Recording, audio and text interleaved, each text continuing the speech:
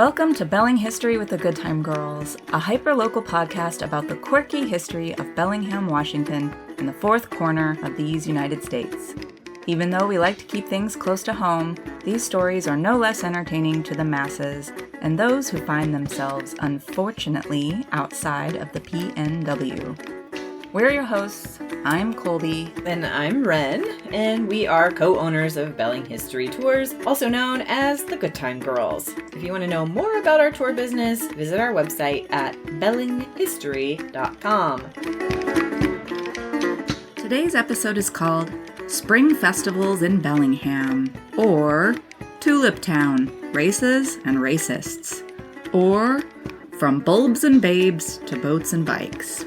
A bit of a content warning. While the topic of this episode would perhaps seem innocuous enough, we will be discussing some relevant but dark and disturbing history involving the racist organization, the KKK, or the Ku Klux Klan, as well as racism and intolerance more generally. So if you are hoping to hear a lighthearted, fluffy story about tulips and spring festivals, maybe this ain't it. We believe it is important not to leave out or gloss over these parts of the story, as uncomfortable as they are.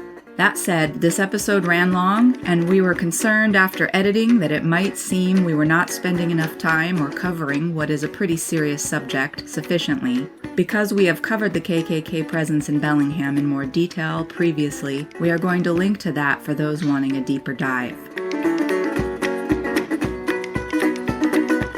Today we're going to talk about the history of Bellingham's spring festivals, how the first festival had its origins in tulip farming in Bellingham, the Tulip Festival of the 1920s, and then later reincarnated as the Blossom Time Festival, and later still rebranded as the Ski to Sea Festival, which we have coming up here at the end of May. 2023 is the 50th year of the Ski to Sea race, which started out as part of the Blossom Time Festival in 1973, which also happens to be the year I was born. Yes. So that means I'm also 50 for those of you. Oh man, those of you doing keeping the math. score. I'm old. All right. So I grew up, though, with Ski to Sea being a big deal. And my parents grew up with the Blossom Time Festival. So that was like their big childhood memory. And my grandparents then, the Tulip Festival. Just Bellinghamsters. Which I didn't really realize until I was doing this. And I was like, oh my God. That's very sweet. I love that. 3 generations of festivals. I love it. So the Tulip Festival was kind of confusing to me at first because I always associated tulips in my lifetime with Skagit County. Yeah. Have you been? Oh, God, yes. Sat in the lines of the tourists. I learned early on that you go on like a weekday morning. Yeah. And I definitely knew some people who lived out there in Skagit on those roads and just like, avoided it like the plague every year. But it's so lovely. That is all to say. It is pretty. It's so gorgeous. I took my oldest daughter, who's, so that was over 20 years ago. Mm-hmm. So got the requisite, childhood photos in the tulip fields. And then I never went back to it again. I know. Yeah. Did every year with the babies. And then they got to be teenagers. They're like, we don't want to get our picture taken with the fucking daffodils, Mom. So I guess they were kind of late blooming this year. Yeah. Yeah. It seems like it. I just heard that on the news. I don't know. So we live like 30 miles away. We're like, oh no. Did you know that Bellingham was the original tulip town?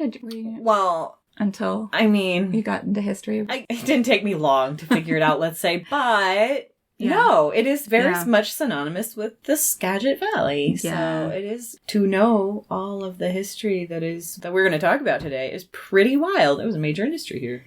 Yeah, and the town was always trying to come up with ideas for events to, attract attention and, bring tourists, even back then. And often those things were centered on, like, the attractive features of nature and the outdoors, which sounds very familiar. And the idea behind having a big festival was, and still is, to bring that tourism and boost the local economy and the civic pride and all that good stuff. Mm-hmm. Now, our Ski to Sea Festival is focused on a race, and that race can trace its roots back to the Mount Baker Marathon of 1911. through 1913, which deserves its own whole episode. The story is insanely fascinating. We've talked about it on many of our tours, and an entire movie was made, which we highly recommend, by Todd Warger, called The Mountain Runners. You can rent that on Amazon for a few bucks. I think it's still there. Yes, and it's coming annually. It comes with the Ski to See. They do a showing, and it is going to be at the Pickford on Wednesday, May 24th at 6 p.m. But, another element of the modern Ski to See race is the festival. I'm sure all of you Bellinghamsters have been, and the events that go with that down there in the Fair Haven. Right. I know I've, in my elder years now, started to avoid it, but when I was young, it was a fun I bet party it was. scene. I've always avoided it. But I bet it was fun as a young person. Yeah. When, there's music and there's vendors and all that good it's stuff. so cute. It's definitely the biggest festival. Yeah, it's a lot of people. So, and the Ski to See race is really kind of a standalone event and entity, and it started in 1973 under the umbrella of the Blossom Time Festival, which we're going to come to in a little bit. And that, all the parade, carnival, pageants, all these things kind of all went together in all the incarnations, from tulips to Blossom Time to Ski to See. But the race really became such a big deal, then the whole thing was rebranded as Ski to See Festival in 1980. So when I was growing up, I wasn't super interested in the race. And there was a couple years where, like, my cousins were in it or,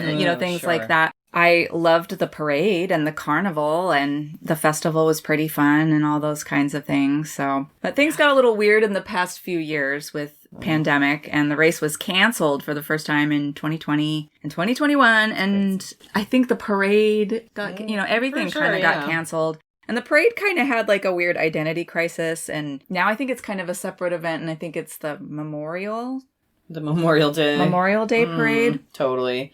Yeah, people aren't as into parades anymore, which I find sad. I freaking love a parade. Me too. And I still try to go to it and take whichever child is still willing. Yeah. But yeah. I freaking love marching bands. Yeah.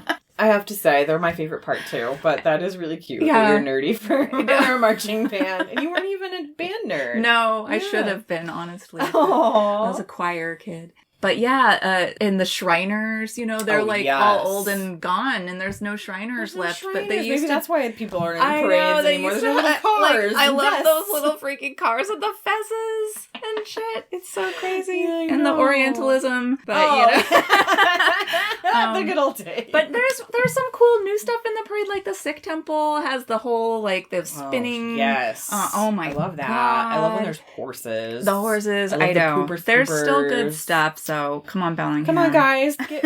Go out to the next parade we have, which would be Ski to See. The Bellingham Memorial Parade. Yeah, Memorial Parade. All right, so all that aside, the festival has its roots in tulips. So, let's talk. Really? Let's talk about that and Bellingham's years as, quote, tulip town. Ren, do you want to talk about, tulips and their cultivation a little bit? Sure. Fascinating subject. Actually, it is. Cultivation of tulips began in Iran, or Persia, in the 10th century. Whoa. They were part of decorations for the Nowruz, or Persian New Year, which was also could be considered the March equinox. Various stories about their introduction to Western Europe, but known to be flowering in the Netherlands as early as 1594. God, that's crazy. That's crazy. I love that we can trace a history of a tulip, and that is pretty amazing. So there was a huge speculative frenzy in the 1600s, referred to as tulipomania, or tulip mania. In the 1600s, tulip craze. It was first recorded as this just big, huge, exciting cash crop. Yeah, I think it was like Beanie Babies. I know, in the 1600s. Although I always heard that tulip mania story and compared to Beanie Babies, and then I've also heard some re-examinations of it that it would claim it's a bit exaggerated and it was mostly confined to wealthy merchant classes, but still it's a speculative bubble. It could have been that crazy, right? But still. If you had seen tulips for the first time and you're like everybody would want those. Yeah. I'm going to buy those and sell those. It's really interesting to me though because they're perishable. Yeah, but the bulbs aren't. Oh, the bulbs last. You That's put the true. bulbs, I'm like yeah. imagining just like bouquets Yeah, you of just tulips. Like, what the fuck? picking them. You're like, they're dead. But it was people wanted to grow the bulbs, them yeah. and propagate the bulbs. Spread them around, Okay, right? got it. Okay, so tulips were brought to the U.S. in the 1800s. That's 200 years later before the U.S. got their bulbs. Right. And it was brought to various parts of the country, and different parts of the country had some success in growing tulips. But today, obviously, the Netherlands remains the world's main producer of commercial tulip plants, even though they started in Persia. I know, I've been trying to figure that out. Maybe it's just because it's so soggy and weird, and, they have all the dikes with the little boy puts his finger, it's like it's a weird wet kind of a place, isn't it? I don't know, I've never been there. I'm sorry. It is. I mean, I don't know. I'm just like wondering what the climate favorable to tulips is. Well, we know what the climate favorable to tulips is because we live in it, apparently. Yeah, kind of. Why? Okay, so that brings us to our next question then. Why are tulips here in the PNW? Yeah, I guess climate and conditions seemed favorable, and of course there was a demand and there was a profit to be made if they could be grown easily and cheaply enough. So that was the question. But a guy, George Gibbs, was credited with being the first to cultivate tulips in the area. He was born in England, and he came out here and lived on Orcas Island, and then later he moved out to a place called Clearbrook, north of Nooksack. So he was 62 when he began growing bulbs on Orcas Island in the 1890s. So in May of 1898, a party of expert bulb growers from Holland actually made a special trip to his gardens and were reportedly astonished to see such fine plants grown in this part of the world by a man who was also never trained in bulb culture. I love that. Quote unquote. Quote unquote bulb culture. So Gibbs is like, all right, I'm good at growing bulbs, So he lobbies the U.S. Department of Agriculture to study bulb growing in the area and lands a contract in 1905 to grow 15,000 bulbs for the federal government. It was a success. And so after that, the government was like, we're coming out there and we're going to set up this experimental bulb farm and try to keep doing this. And maybe it'll be a profitable thing. So there were some others involved in early bulb farming. I know big name Charles Larrabee, who was kind of a big mover and shaker over in Fairhaven, if you're not familiar, Larrabee State Park, yada yada. But he was involved in a financial backer of some of the early tulip farms.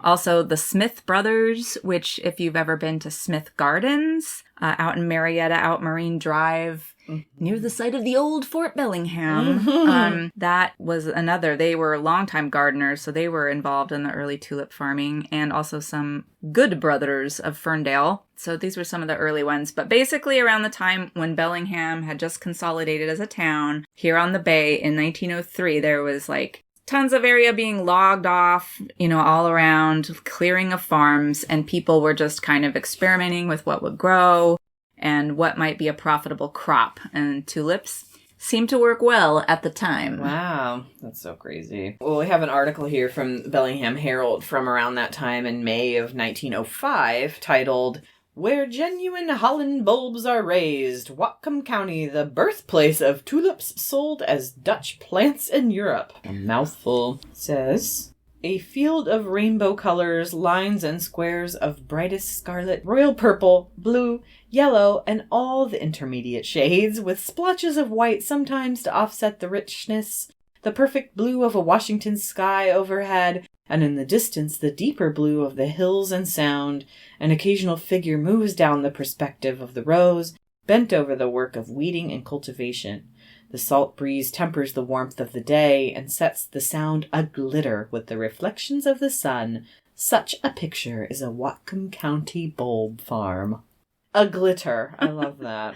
Probably because the ground it's a glitter. Moist and dewy is how I'm picturing that. Yes. And cold, because I love that I just wanted to comment that the salt breeze tempers the warmth of the day in April. I wish, very much I wish, the warmth of the day. Yeah, we've been having a rather chilly spring. Yeah. Hence the tulips are late in showing themselves. Ready for warmth. Okay, so the U.S. government started looking for land in the area in this experimental bulb farm, basically to study and grow, to see if they were a profitable business venture. And so they found land out by Marietta, out there by Fort Bellingham area where the Smith Gardens are. And a Mr. and Mrs. Henry Juneman got a sweet house built for them on the property and then were put in charge. An article from the fall of 1909 announced millions of bulbs would be planted. But the article also lamented lack of cheap labor needed in order to be profitable. So the idea was to mechanize the industry to make up for that. A 1910 article stated, "It is the desire of the government to perfect a method of growing bulbs in this country that will do away with the heavy importations. In Holland, the labor is cheap and the bulbs are sold at a lower figure than can be done in the United States. It is believed that with the use of modern machinery, more work can be done with fewer men, and the bulbs sold at a rate equal to or lower than those grown by Hollanders." So, at the time, cheaper land, mechanization, and weather conditions seemed to create a situation where growing bulbs here could be profitable. Ding, ding. Mm-hmm. So they got this bulb farm, and by the 1910s, it was a big attraction for people to go out. It was a big fun thing to do if you had an early automobile, or you could take a stage out to see the tulips at the government farm. Much like in Skagit County today, people went out in droves, and there were lots of photographs from the era, but they're all black and white. One of my favorite pictures I have from the museum archives is a hand-painted one. The government bulb farm out on Marine Drive was moved in 1916 when 60 acres of land on the Guide Meridian were donated by Cyrus Gates, William McKay, and Frances Larrabee. That would be the wife of C.X. Larrabee. Mm-hmm. The bulb farm moved to that location where it remained until the mid-1930s. And we'll come back to this in a little bit. But also, Linden became an important center of the industry in the Northwest in the 1920s. At one point, Congress prohibited importation of foreign bulbs due to a parasitic infestation. The embargo impacted the growers in Holland. They subsequently sent friends and relatives to the U.S. to areas that achieved a reputation for successful cultivation. So many of them settled in the Linden area, where there was already a growing Dutch population. And then also Skagit Valley. Ha-ha! So we've got all these tulips coming up everywhere, and by 1920, members of a civic organization called Bellingham Community Service. Okay. Could have done better with the name. I was going to say, creative. Good. But they were headed by Dr. George Nash, who had been president of the Normal School. You may recognize Nash Hall from Western Washington University today.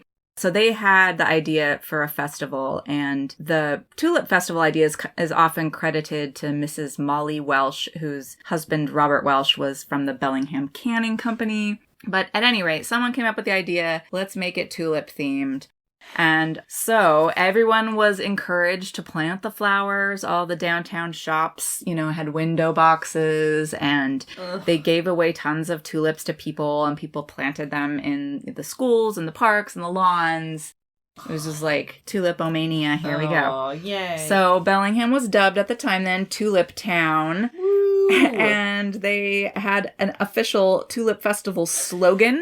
This is a real tongue twister. Are you ready for this? Trust tulips to turn tourists towards Tulip Town. No. Can you say that 10 times fast?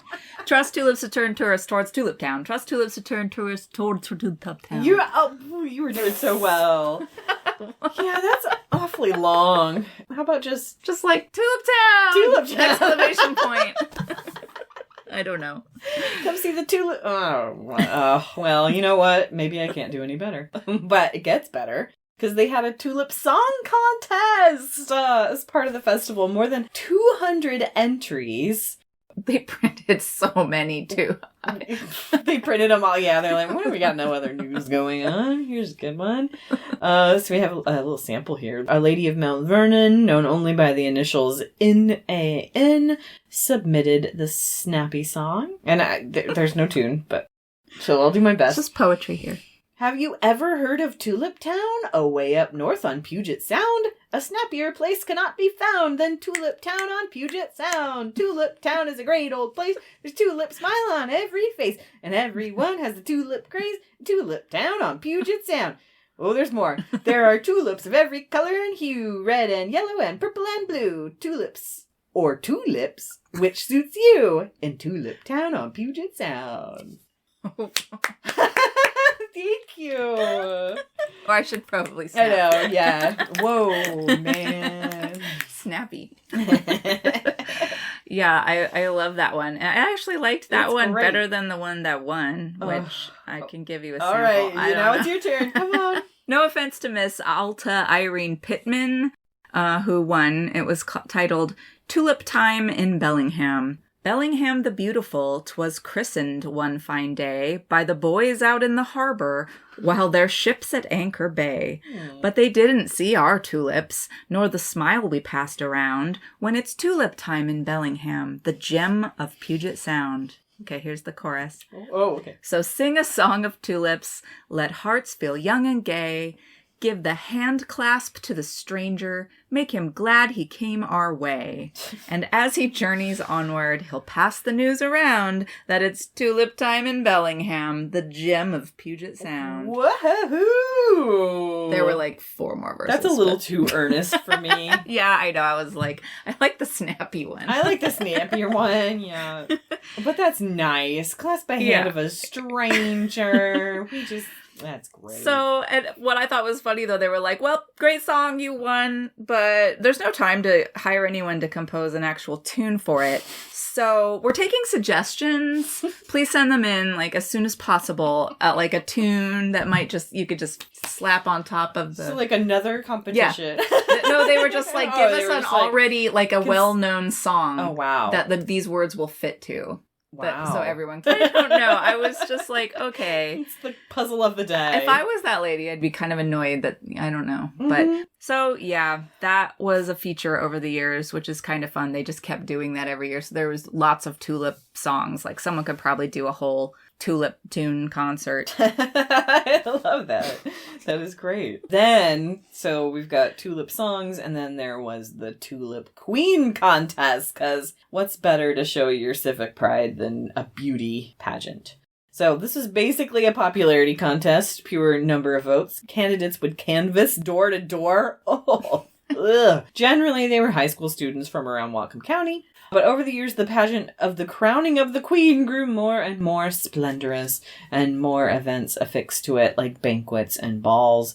Queens were flown off on adventures to Hollywood and Europe. Right? We don't got the budget for that shit no more. They didn't for long either, because we all know what happens at the end of the 1920s. Fair enough. God. People were just like going for broke. But yeah, it was pretty impressive. And airplanes were a new thing, so I think that was like a big thing where they'd be like, we're flying the queen if you win. Yeah. Part of the prize was like you got to fly to freaking Hollywood or somewhere. So cool. In the 1920s Hollywood? God. Yes. Although I don't know if I'd want to fly on a plane to Europe.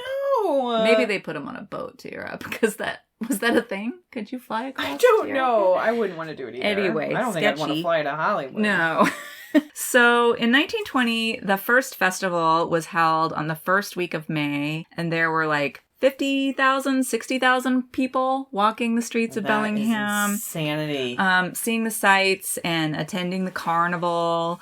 People came from all around the region, of course, on steamships and trains and by automobile. There was a cute story where there was like a whole caravan of folks in their automobiles coming up Chuckanut Highway. Amazing. So picture those Model Ts on that road with like the no guardrail and the sheer cliff, right? So there was a big blossom show, of course, and a grand parade was held, and a junior parade. And of course, there were special vaudeville shows, concerts, dances. There were baseball games. In fact, the local team was rechristened the Bellingham Tulips. I love this. There were boat races, stunt planes, all kinds of crazy things going on. The KVOS radio and Seattle's Como radio broadcast all the various events. And they filmed motion pictures, which were then shown at the local theaters, such as the American Theater on Cornwall. So you could go and see all the movies filmed during the festival. See yourself spotted in there, maybe. It'd be so fun. Which, very sadly, none survived that are known. Really? Film is, like, really crazy, and a lot of the films from that time didn't it's like Didn't very make it. volatile materials. Yes, and would catch fire. So there's film was nuts. Unfortunately. And probably right around that time was when they were using that kind Yeah. of film. Yeah. In 1921, a formal Tulip Festival Association was formed, and they pulled out all the stops, even more stops. 100,000 tulip bulbs were planted by volunteers that year for the festival. That is insane. Some highlights from the Grand Parade that year in 1921. Quote, the police chief and the city's finest led the way. Following him came the Musicians Association Band, and then the float carrying the Tulip Queen. You had 300 girls of Whatcom High followed in a formation of a living tulip. And then Seaholm School furnished a float bearing 24 girls dressed to represent tulips, with 26 girls in formation about the float representing fairies. Oh, so cute. God, 1920s little fairies. Also, 1920s, 300 girls of Whatcom High School. That's a lot of fun. Yeah. That was more than was in my high school in Southern Oregon. Like, it just feels like a lot. It was a big town. Metropolitan city at this time. Seriously. It really was. That's crazy. Yeah, so in 1922, the crowning of the Tulip Queen kicked off the festivities. This was held at the State Armory, which is up on State Street Hill there overlooking the bay. The big castle was the roller skating rink when I was growing up. So you could fit a lot of people in that big old building. And Tulip Queen that year was Aletta Day, and she was crowned by Father Time. They would put on these whole pageants with so many people all dressed up, and you had 2,400 spectators in that building. That is insane. Yeah. And the 2-mile parade featured 5,000 people in the parade and 100 floats and cars. I think that is just insane. So yeah, I mean, if you've ever been to Mount Baker Theater, 1,500 people can fit in the big. Wow. Yeah. So they had 2,400 people in the armory. Yeah. And 100 floats. Can you imagine? That'd be the best fucking parade. And there's lots of pictures from the tulip parades. Yeah. So we'll have to put some in our show notes. Yeah, we should. They're pretty fun. Yeah. Okay. So the festivals over the years pretty much followed the same formula. You had Queen Contest, Coronation, Big Parade, all the major events, and then all the little other things were kind of like the side dishes. Nope. But in 1923, this caught my eye because they held a fireworks show, which they weirdly called Burning Seaholm Hill. Which is like forest fiery, but also when you know what's about to happen next, also kind of takes on another creepier connotation. Uh-huh. So there was this organization that really took off in Bellingham in the 1920s. You might have heard of them. They were the fucking Ku Klux Klan. Excuse my French, but if anyone deserves an F-bomb, that's them, okay? In 1925, Violet Semple was elected Tulip Queen. And her father, Charles Blaine Semple, was the city attorney, who soon became very public about his membership in the KKK. So, we've covered this topic before in more detail, but to recap here, the Washington State Klan during the 1920s was part of the second of 3 waves of the KKK activity in America. Bellingham started seeing articles about the Klan having a presence locally in the 1920s, and so a strong presence persisted in Whatcom and Skagit counties throughout the following decades. So, yeah, Violet Semple, Tulip Queen in 1925, and the next year, the Klan in 1926 wanted to put a float in the Tulip Parade. Festive. So, and there was all these articles because festival officials were divided over the Klan's desire to participate. And some members threatened to quit, so they're debating, and it seemed that the Klan would be denied participation in the parade, but actually they were encouraged to, quote, withdraw their entry to restore harmony to the festivities. Mm-hmm. And so here's from 1926. This is a quote. An unfortunate controversy has arisen over the proposed entry of the Ku Klux Klan in the Tulip Parade. This issue has been raised in the past, but has never reached the stage of serious controversy. Mm-hmm. The Klansmen profess to have the best interest of the community at heart. If that is true, they will eliminate the friction that has developed by voluntarily withdrawing its application for a place in the parade. That would solve the whole problem and relieve the Tulip Cabinet of embarrassment and division. Is the clan big enough and broad enough to do the big and broad thing? Wow. Thanks, Bellingham Herald. Okay. The clan did withdraw, and the Herald congratulated them about it. So, okay. Good job, not good job.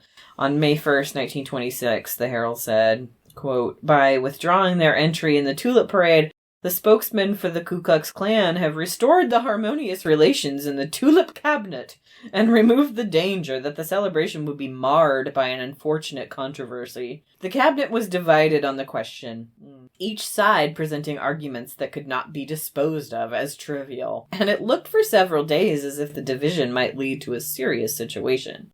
The Herald last night suggested that the Klan be big enough and broad enough to compose the controversy by withdrawing its float.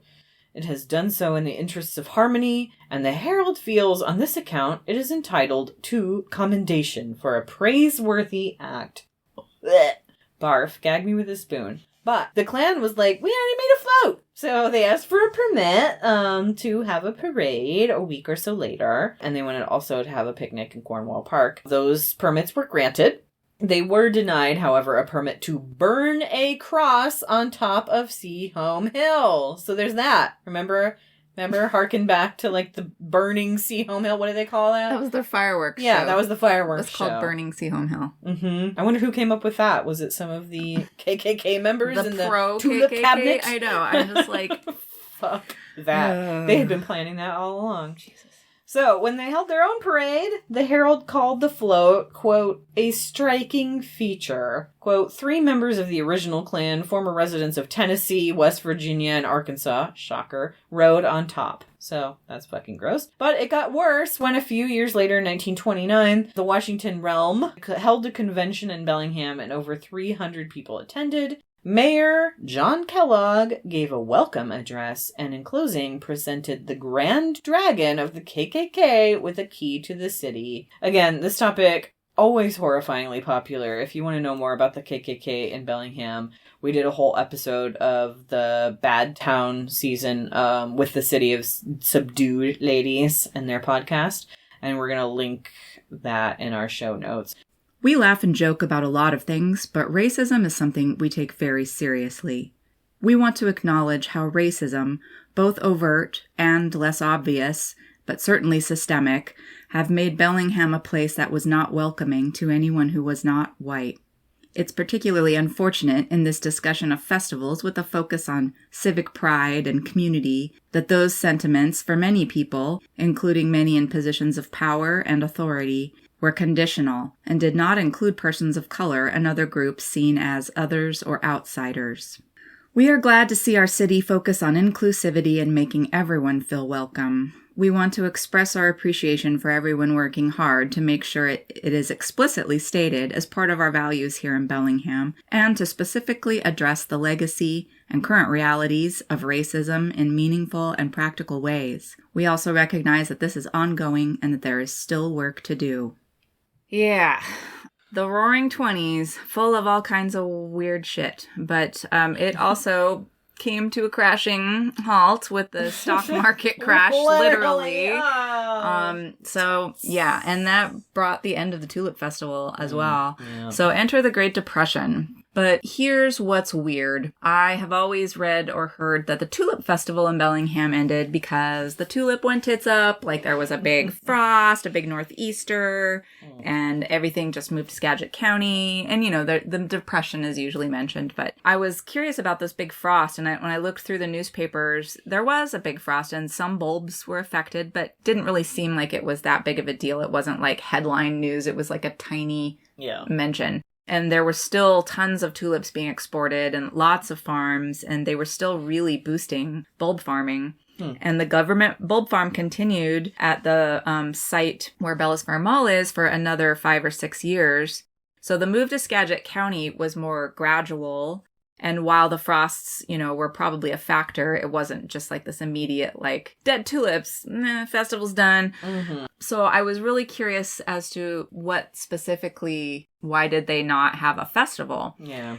And so I was looking and reading, and it was basically the money. So what happened, the stock market crash, money was tight, and the town was just not in the mood to party anymore.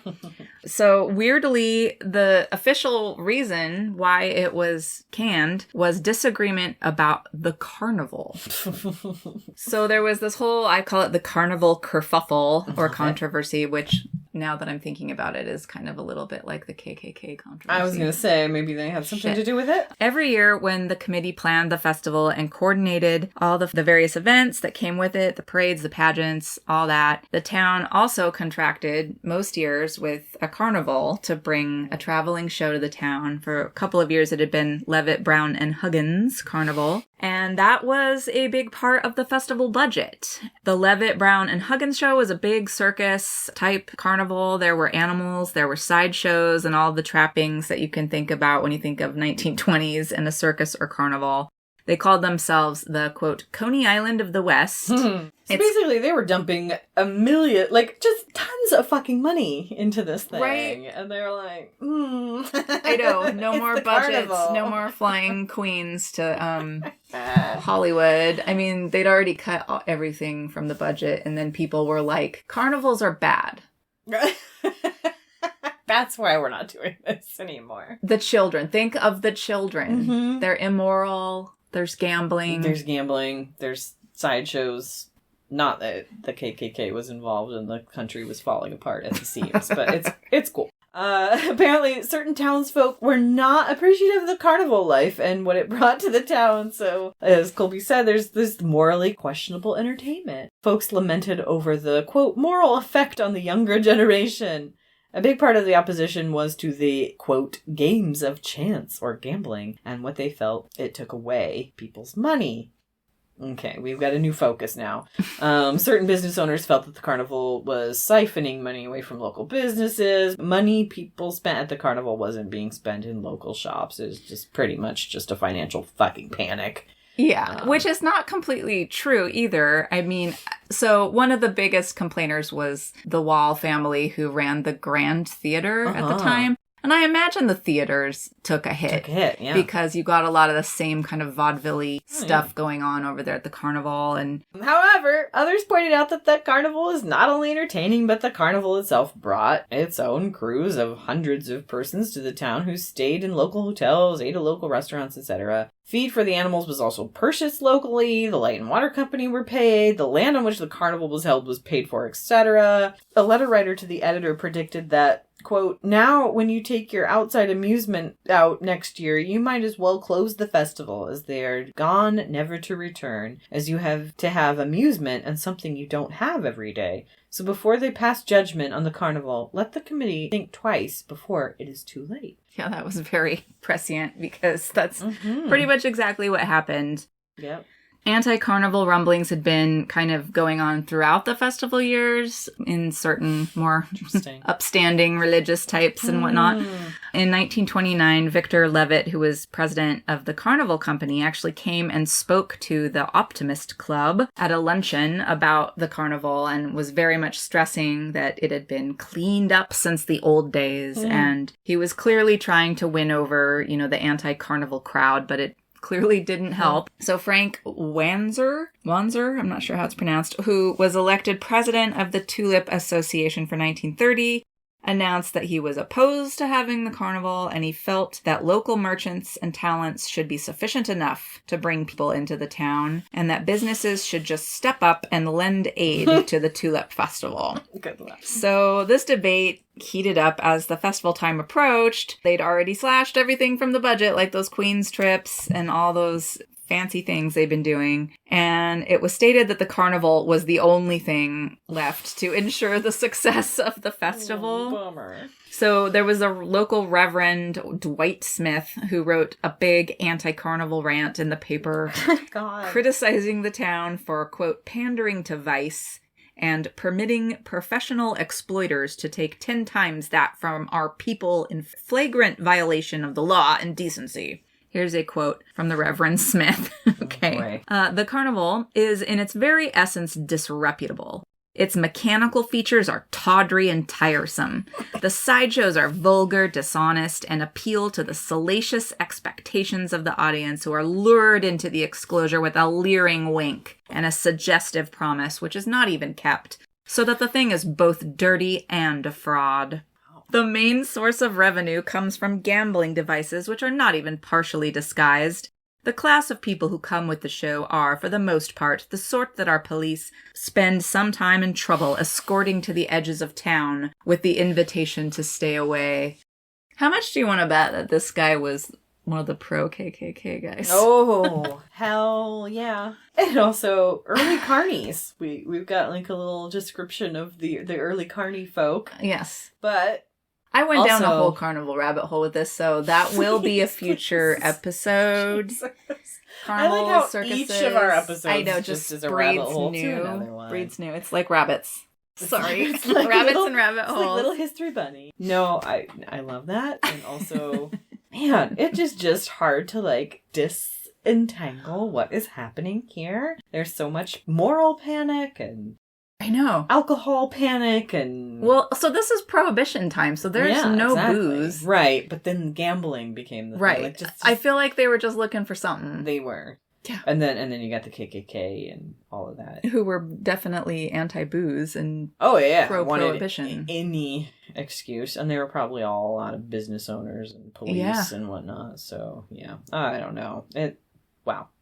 But then J.J. Donovan... Which I don't know if you want to explain J.J. Donovan. Colby could probably do a better job because I'll just ramble because he's my one favorite so Bellingham JJ, public figure. He's the guy on the bench on the corner of Fairhaven outside in his hand. Acme Ice Cream. Mm-hmm. And he was another mover and shaker over there. He came with the railroad and stayed and was a real booster for the towns. And, he was Catholic and he donated lots of money for the hospital. And he was the kind of lone voice of dissent against the KKK, who were anti-Catholic, of course. But he's an interesting guy. And you may recognize the name Donovan as part of Blodell Donovan. So he was involved in lots of business ventures.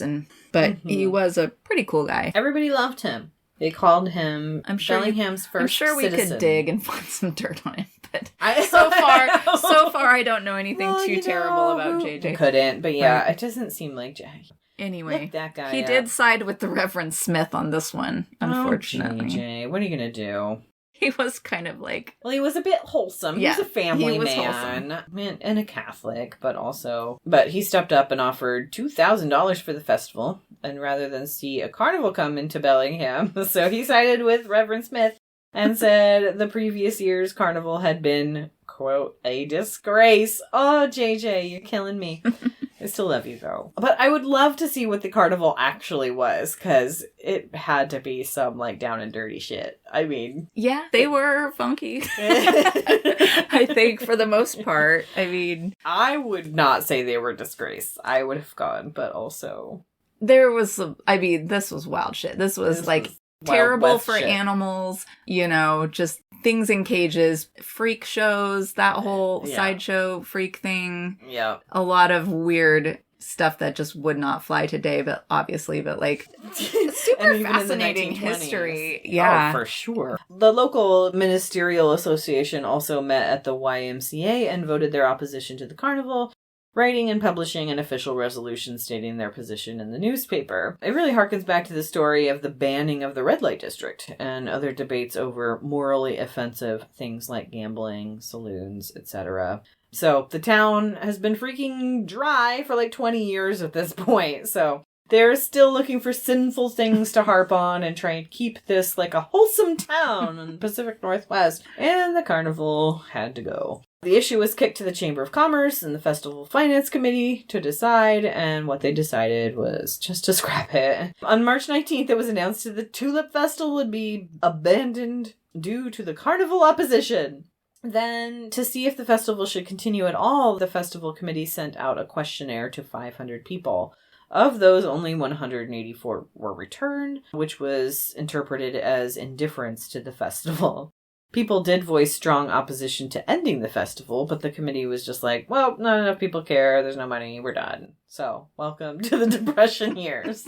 Dun, dun, dun. Womp womp. Womp, womp. So the tulip farms gradually shifted to Skagit. In 1936, the government bulb farm announced it would become a soil conservation site with a focus on planting trees. Okay. And so you had a depressing decade of no festivals.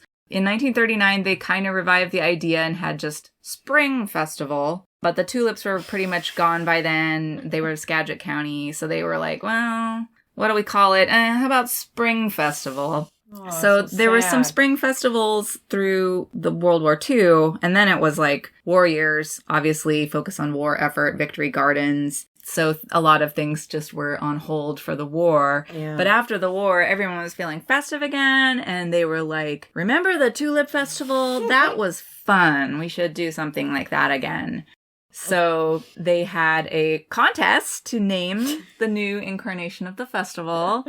In 1947, Mrs. Gretchen Hedberg submitted the winning name in a contest, and the Blossom Time Festival was born. I kind of do love it. Good job, Gretchen. So one of the favorite events of the old Tulip Festival was also resurrected, and that was the contest for Festival Queen, now Blossom Time Queen. Mm-hmm. But the Tulip Queen had basically been a popularity contest, and the first Blossom Time Queen contest followed that pattern, but then it evolved to conform to the Miss America pageant. Yep. So in 1948, they announced the contest was open to all communities in the county. The winner would be chosen by a jury of judges, not by votes and popular, just get all your friends to vote for you. Yeah.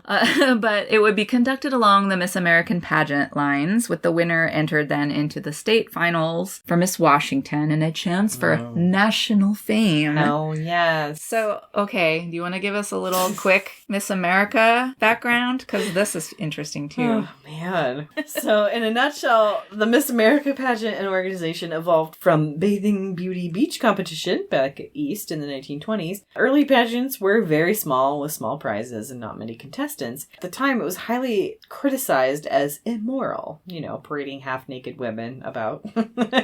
But it basically stayed small time and was held sporadically until the 40s, when it came into financial backing and respectability. The Atlantic City Convention Hall became the official venue. Oh, talk about respectability. State competitions and scholarship programs were added. That was all under the direction of Lenora Slaughter, love that name, a Southern Baptist businesswoman who crusaded to improve the pageant's image with all sorts of rules to make it more respectable, quote unquote. So, speaking of rules, jumping back to Bellingham, in 1948, the Northwest Blossom Time Festival pageant ad read, quote, "Herewith are the rules, regulations, opportunities, and prizes available to the local Miss America contestants in conjunction with the Northwest Blossom Time Festival. All you have to do is follow the instructions listed here. Here are the main obligations." Note what's at the top of the list here. Contestant must be in good health and of the white race. Top of the list. Contestant must be single and never have been married, divorced, or had a marriage annulled. Contestant's age shall not be less than 18 nor more than 28 years. The contestants would be provided with a bathing suit and photographed at no cost or obligation. There's also a form to fill out which includes parents' names, education, measurements, including thigh, calf, neck, ankles, wrists, and upper and lower arm. Wrists, Jesus. Shoe size, I would lose. Hair and eye color, complexion. And then your hobby, favorite sport, favorite food, and your reason for entering the contest. Miss Whatcom County would win a $500 scholarship, with runners-up each receiving a $100 scholarship. If the winner went on to Miss America, the prize went up to $5,000. So And just like, up. okay, we're still here with the racism, just like right at the top. Of the white race, and then complexion is part of it too. Oh, good lord. So, Yuck. So we're back and better than ever. 1940s. Blossom time. Yeah, they also brought back the carnival because, duh, they needed. They went through the war years, and people are like, I know they're like, beauty pageants immoral. Nah, that's fine. Yeah, carnival, great. Carnival, let's do it. Morality, but just keep it white. Ugh. Okay. Ew. Blossom Time continues annually through the mid-century, creating all kinds of childhood memories for the boomers. Yep. Fast forward to 1973. Yeah. When an outline for a ski-to-sea race was presented to the Blossom Time Festival by a man named Franz Gabel. Love it. I know, he was a chairman of the DARE committee, which at first I thought this was DARE, like to keep kids off drugs. Yeah. The 80s. That was the 80s, right? That was program, a few years later. But it was not, that wasn't born yet. So this was the development of area recreation and entertainment. Can we make t-shirts? There are. With the DARE, There and then are. it says development of area recreation I and was really entertainment? confused because I have in my ski to sea button collection. But does it look like that? Because we're going to use the It says font. DARE with DARE with the dots. And, you know, it's an acronym, Okay, but clearly. they're going to be black, DARE's going to be in red, and it's going to be amazing. But I thought it was DARE, like, to That keep kids is off drugs. I never realized that it fucking wasn't. hilarious. Well, because it would make sense Yeah. with the trajectory. Anyway. Okay, sorry. So the race was designed originally as a 3-part race, one leg skiing from Austin Pass to the parking lot at the Mount Baker ski area. And the second leg was bicycling from there to Nugent's Corner. And the third was jumping in the Nooksack River in a kayak and ending at Hovander Park, which isn't quite all the way to the sea, which was the idea from ski to the sea, but whatever. Didn't even make it to Bellingham. Close but enough. all right. Cool. I know, but that was the beginning of the race, and over the years more legs were added or altered, and they did eventually add that sailing leg to end at Marine Park in Fairhaven and get to the sea there. Because there was a sort of a city slogan that I'd come across that was ski to sea in 60 minutes. That's cool. Meaning, like, you could go, come to Mountain Bellingham, to it's the great. bay. There's the mountain, there's Mount Baker, which was always a big tourist draw they were trying to, you know, promote. And then, still is. of course, the water and the bay. So that, I think, might have inspired the name of the race and the event. But the race was super popular, attracted people from all around the world. Of course, like I said before, 1980 becomes the main event and really subsumed Blossom Time and then became the Ski to Sea Festival. Though I still heard a lot of people call it the Blossom Time Parade and things like that. So in the carnival, I found an article from 1974 that said, quote, "No festival would be the same without a carnival." Little did they know.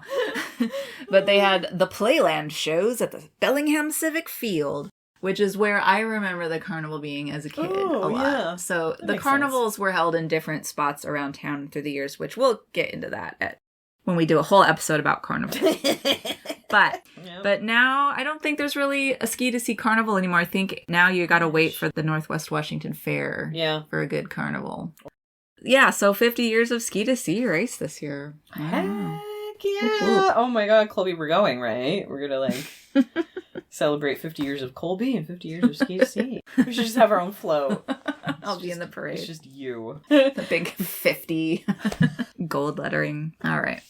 Nifty 50. So the Ski to Sea as a festival was born of the Blossom Time, with the Tulip Festival being its grandma. So yeah, I do real quick. I wanted to revisit the old bulb farm because it had become the tree farm, like I mentioned, but it birthed the Bellis Fair Mall. So here's a headline: City's debate of the decade: Bulb farm flowers into Bellis Fair. And it was quite controversial because the original deed from the Larrabee and all them, when they deeded that land, said that it had to be used for experimental cultivation and production of plants and bulbs and for no other purposes.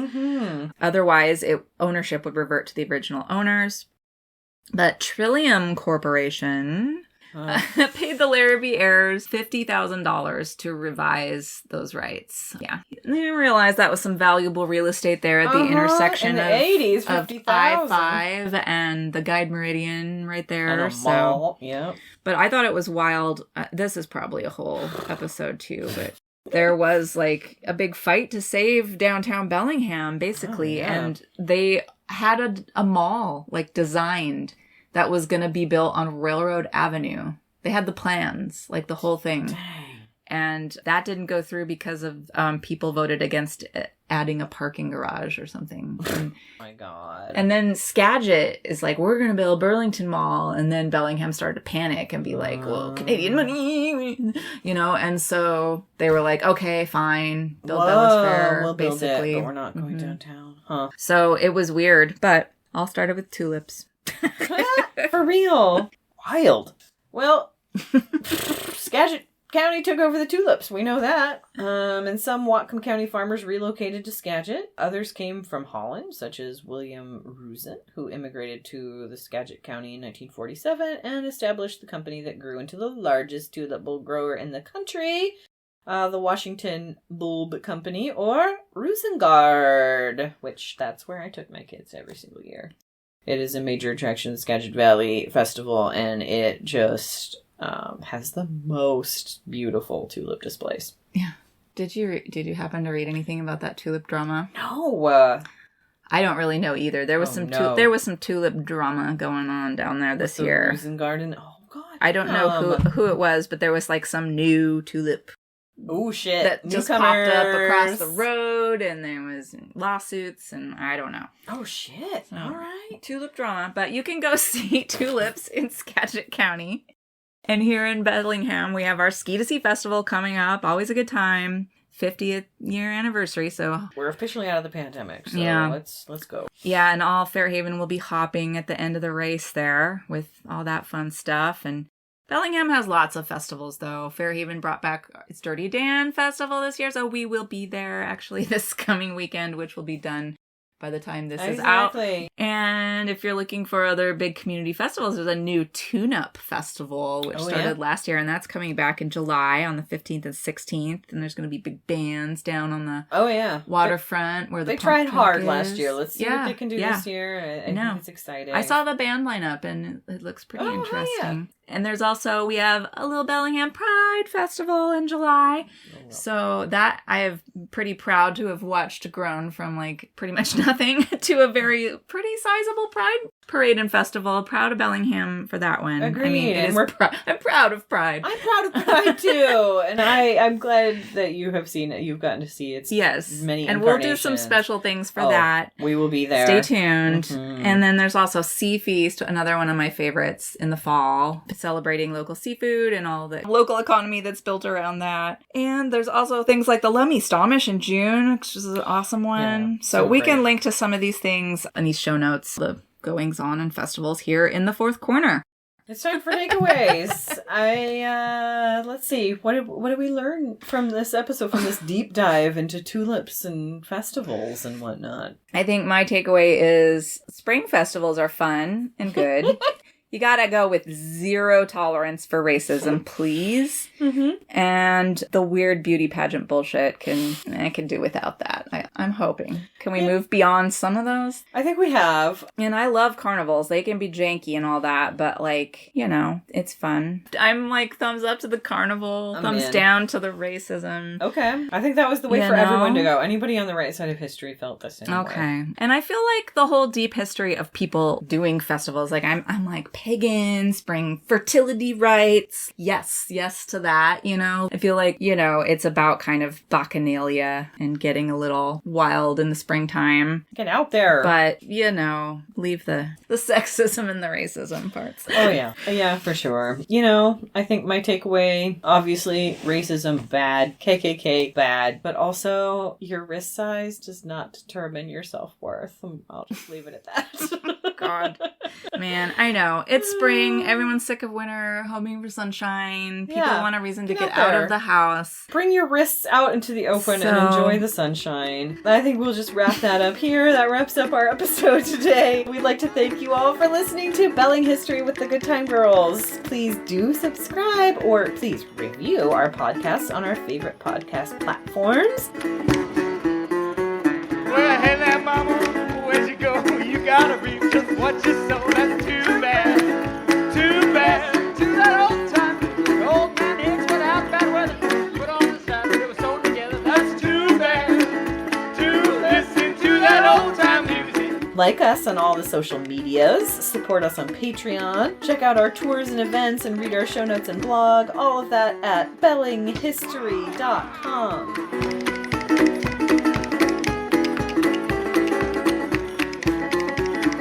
Blue loves you red, blue loves you blue. Most of the time, blue just loves you blue. That's too bad.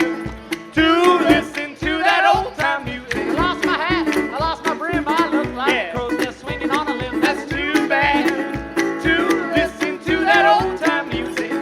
And we We'd like to thank Devin Champlin and the late, great Lucas Hicks for the use of the Gallus Brothers song, Too Bad West Coast Blues. You can find the Gallus Brothers tune on Bandcamp. You can find Devin Champlin at Champlin Guitars in Bellingham, down there in the alley behind the farmer's market. Lost my hat, lost my brim, looking like a crow's nest, swinging from a limb. That's too bad, too bad.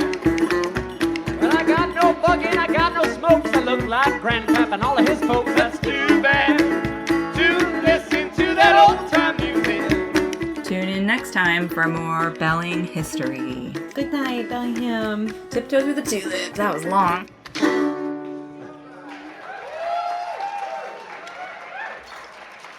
Thank you. Thanks.